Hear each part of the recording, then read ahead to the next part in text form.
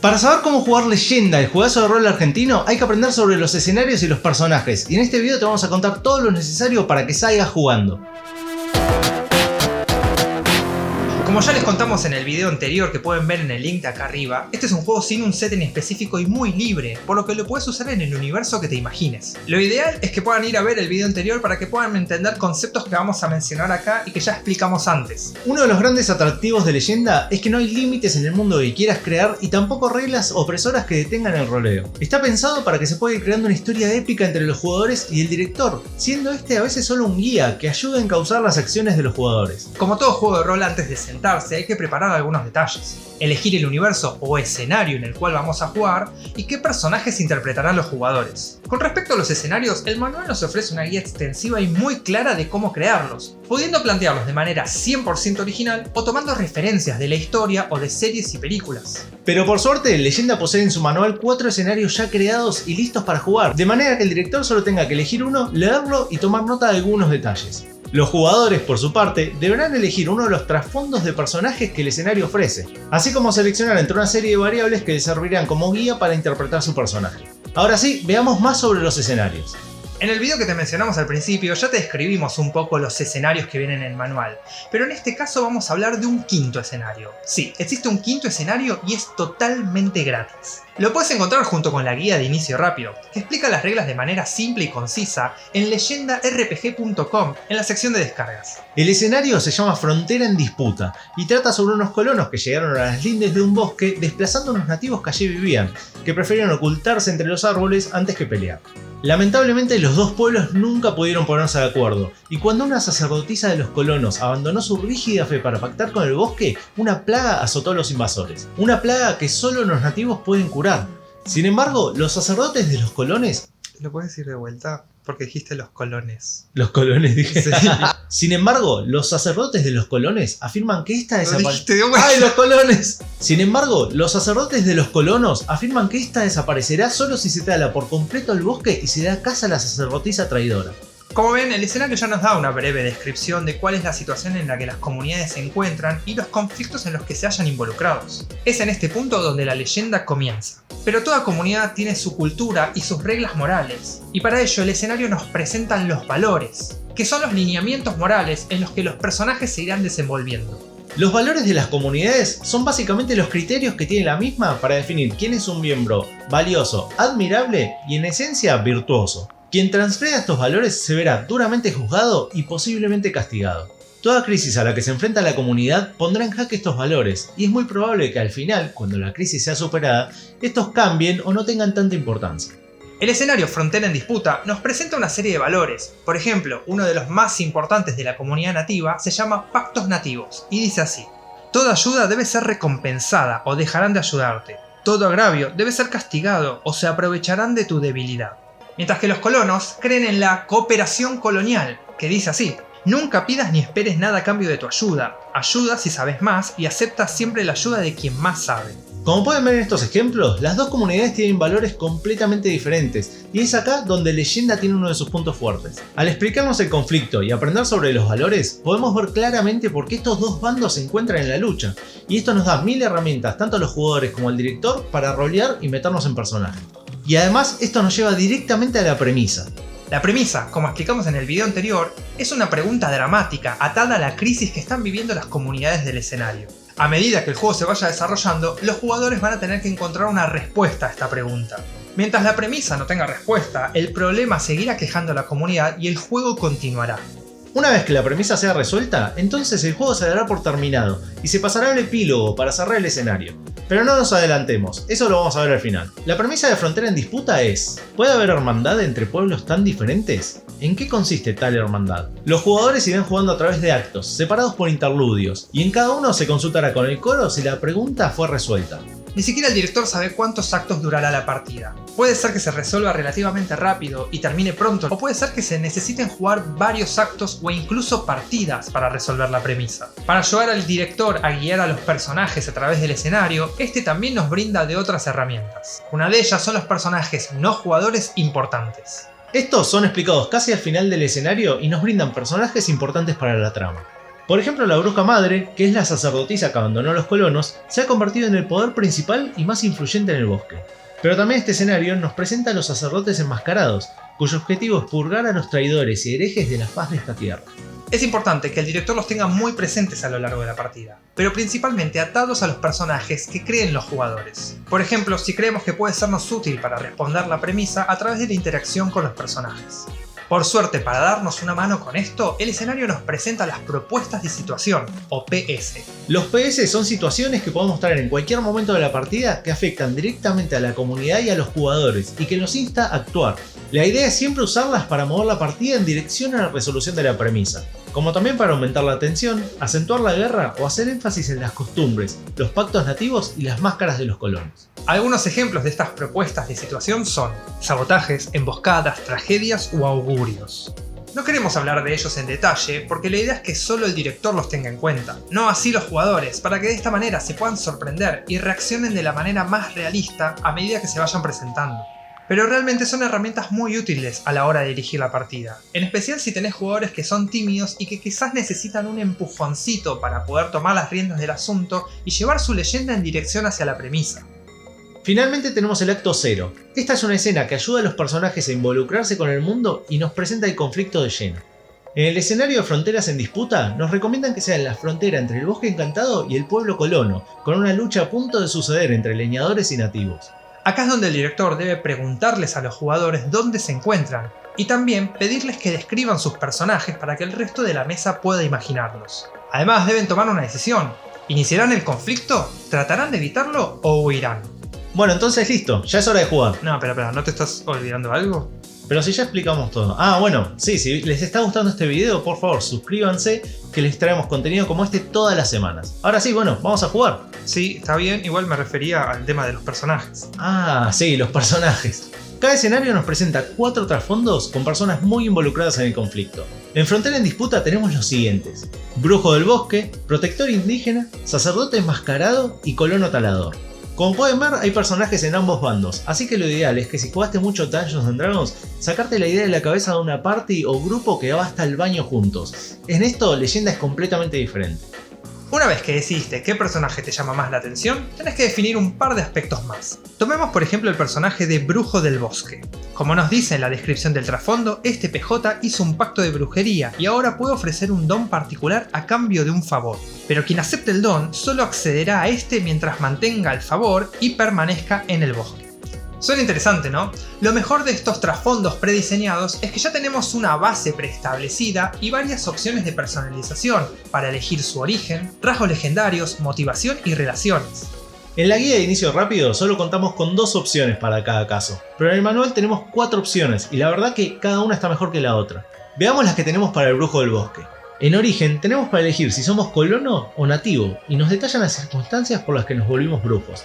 Por ejemplo, siendo colono, tu familia contrajo la plaga y decidiste hacer un pacto con el bosque para curarlos, y ahora sos vos quien ofrece pactos a otros desertores. Estos orígenes nos dan un punto de partida de cómo queremos que sean nuestros personajes, pero lo ideal es siempre ir un poco más lejos y pensar un poco más esto. Por ejemplo, ¿quién eras antes de desertar? Me olvidé del resto. ¿O por qué te fue tan fácil o difícil cambiar de bando? ¿O acaso quedaron amigos o familiares atrás? Este tipo de detalles le dan más profundidad al personaje y también le dan más herramientas al director para involucrarte en la historia. Lo siguiente es elegir tu rasgo legendario. Este es como tu poder especial y cada vez que lo uses te permite tirar con el dado legendario. Este te da muchas más chances de superar las tiradas y también te permite tener éxito de manera legendaria o legendariamente desastrosa. Para el brujo tenemos el pacto de curación, que permite curar cualquier mal a quien se quede en el bosque a cambio de un favor, o el de nigromancia, que permite ofrecer a quien se quede en el bosque la posibilidad de hablar con los muertos. Esto claramente va a definir para qué lado se inclina tu personaje, y debería ser tenido en cuenta para el resto de las interacciones de la historia. Si por ejemplo quisiéramos hacer magia fuera de estos rasgos, lo ideal es que esté involucrado con estos puntos. Si elegís brujo con pacto en nigromancia, lo más probable es que sus rituales y efectos sean oscuros y dañinos. A continuación debemos elegir la motivación, y este es uno de los puntos más importantes, ya que la idea es que esta guíe las acciones de tu personaje a lo largo de la partida. Por ejemplo, el brujo puede elegir que juró que los colonos invasores regresarían por donde vinieron, por la fuerza y las armas, o que necesitas convencer a los colonos que la magia nativa es mejor que su cruel religión. Estas opciones, como muchas en Leyenda, son completamente opuestas, y dependerá de cuál elijas cómo vas a rolear tu personaje. Buscar resolver la motivación de tu personaje es casi tan importante como responder la premisa, y es muy probable que al solucionarla te acerque mucho más a responder esta pregunta dramática. Junto con los valores que te mencionamos al principio, la motivación debería darle a los jugadores todas las herramientas necesarias para desarrollar el personaje y guiarlos en la historia hacia el punto culmine. Y por último tenemos la relación. Este punto final le da el cierre a la creación de personaje con algo sumamente importante: las relaciones con los otros personajes interpretados por los jugadores. Y es que acá debemos observar a los otros personajes y definir, siempre con ellos de acuerdo, qué relación tienen y por qué se conocen. Las opciones de la guía son quién debe aceptar que la guerra es el único medio para conseguirlo y quién debe abandonar su fe. Y acá seguramente toda la mesa pueda colaborar para encontrar las mejores relaciones. Tal vez nuestro brujo era un sacerdote enmascarado y quiere que el jugador que eligió ese trasfondo abandone su fe. De esta manera todos los personajes estarán involucrados y de sus interacciones surgirán las respuestas que a lo largo de la partida irán respondiendo la premisa, para bien o para mal. Y hasta acá tenemos todas las opciones de creación de personaje. Una vez que definas cada uno de estos puntos, tu personaje va a estar muy cerrado y de seguro vas a poder rolearlo bien durante la partida.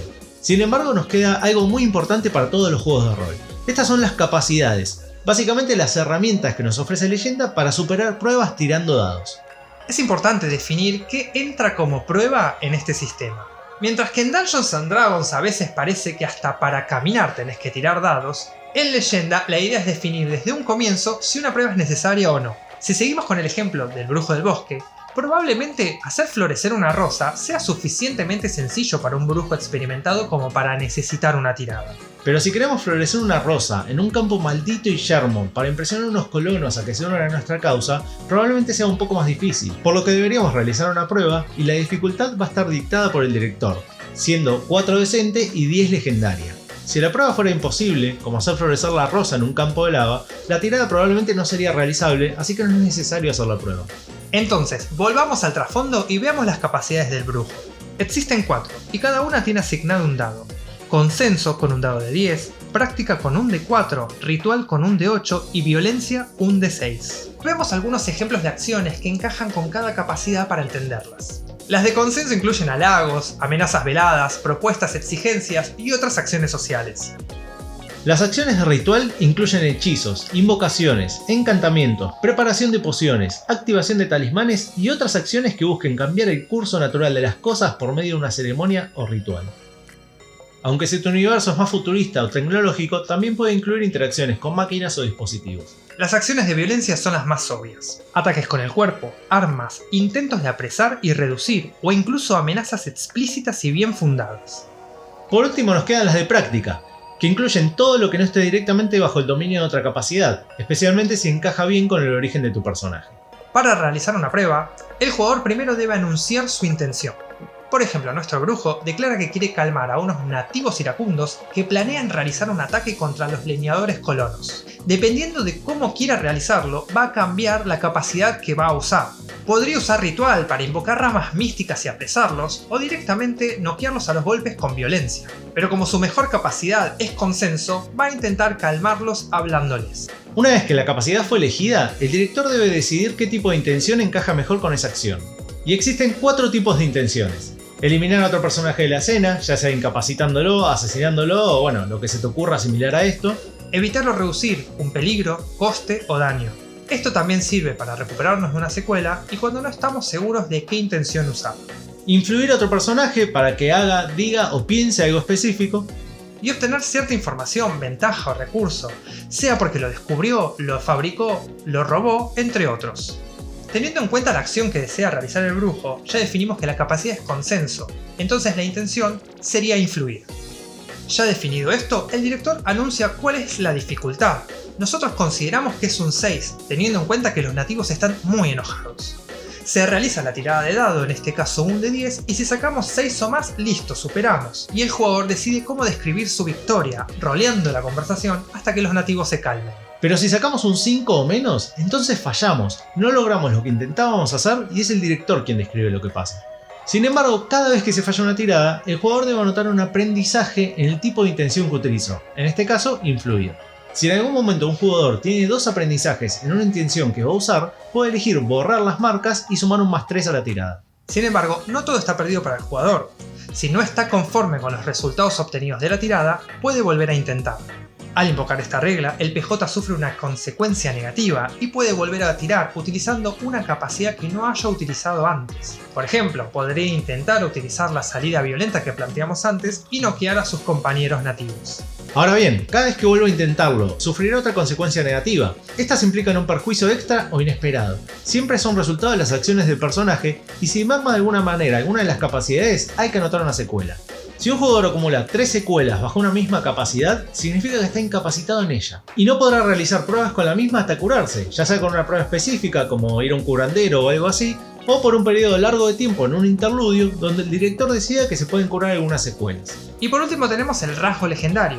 En cualquier circunstancia en la que puede usarse, por ejemplo si nuestro brujo eligió el don de curación y viene un colono buscando que lo ayude a deshacerse de la plaga que lo aqueja, podríamos usar nuestro rasgo y además del dado común que utilizamos para nuestra capacidad, sumarle también el dado legendario a la tirada. Este dado de 12 caras tiene varios símbolos, pero básicamente este símbolo tiene un valor igual al máximo de la capacidad que uses. Este es un éxito parcial donde se consigue lo que buscabas, pero con una consecuencia negativa, y este es un éxito legendario. Se supera la prueba y se consigue una consecuencia positiva. Si la tirada de los dos dados no es suficiente para superar la prueba, el jugador puede elegir fallar con su dado normal o fallar con el dado legendario, que vendrá en un fallo legendario. Estos son tan grandes y trágicos que en sí mismos son dignos de leyenda, lo que va a generar momentos muy interesantes en la partida. Como beneficio por fallar de esta manera, el jugador gana 2 aprendizajes en cualquier tipo de intención que desee, ya sea 2 en una sola o dividir un punto en 2 intenciones. Bueno, ahora sí, ya vimos todo lo necesario en cuanto a la creación de personaje y sus tiradas. Ahora finalmente arrancaría el acto 0 y se jugarían cuantos actos sean necesarios para contestar la premisa. Una vez que haya sido resuelta, la partida termina y pasaremos al acto final llamado epílogo, donde el director ya no participa. Es la tarea de cada jugador describir cómo termina la leyenda de su personaje. Tal vez descubrió algo que le permitió vivir feliz para siempre, o quizás encontró su final en una cruenta y épica batalla al final de la partida. De cualquier manera, cada jugador describirá el final que desee para su personaje, y la partida puede darse por completada. Y solo nos queda una cosa, descubrir el tipo de leyenda que vivimos y el arquetipo legendario de cada personaje. Por ejemplo, nuestra leyenda puede ser épica, o una tragedia, una comedia o una ironía, y para definirla el manual nos brinda algunas descripciones que deberíamos tener en cuenta. Por último, deberíamos definir en qué arquetipo encaja cada personaje. Por ejemplo, humilde, idealista, orgulloso, realista, entre muchos otros. Si querés ver la lista completa, el manual presenta un montón de opciones, aunque en la guía de inicio solo tenés algunas.